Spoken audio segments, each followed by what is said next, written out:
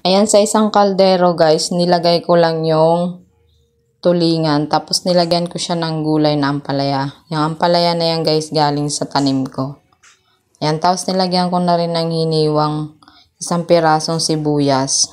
Tapos 4 na piraso ng bawang na hiniwa din. Ayan guys, tapos lalagyan natin siya ng suka. Kasi ipapaksiw muna natin siya.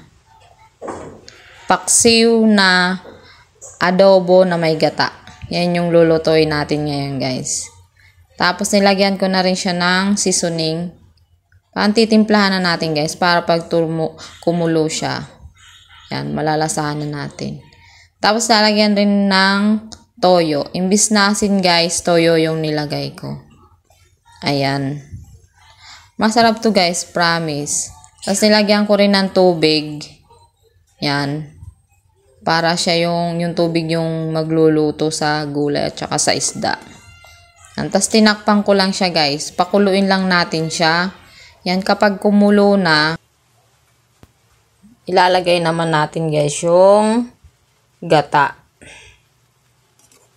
Ayan, pinantay ko lang kasi hindi naabot yung gitna ng sabaw niya. Hindi maluluto yung ampalaya.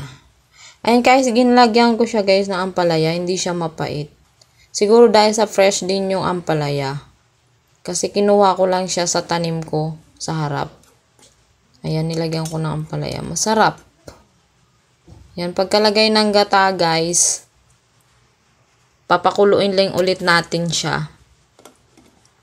Ayan, tinapang ko, tapos pakuluin lang. Yan, kapag kumulo na, yan, titikman natin kung tama na ba yung timpla niya. Pag okay na para sa inyo guys, ayan, ilalagay na natin yung dahon ng ampalaya. Tsaka nilagyan ko rin ng sili. Actually, gusto ko nang maanghang, pero dahil sa may baby ako, yung sabaw niya, pinapakain ko siya. So, hindi siya pwede maanghang. Kaya hindi ko siya dinuro, buo lang.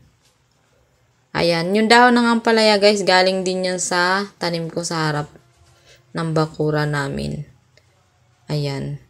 Kahit meron siyang bunga guys, saka dahon ng ampalaya, hindi siya mapait. Fresh pa, tapos masarap talaga.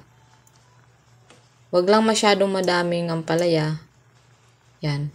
Alam naman natin guys, ang palaya, maganda yan para sa mga may diabetes. Yan. Kaya sabi nga nila, prevention is better than cure. Kaya habang meron kaming tanim na ampalaya, ayan, naglalagay ako sa mga niluto-luto namin. Ayan guys, ayan na yung masarap na gatang tulingan.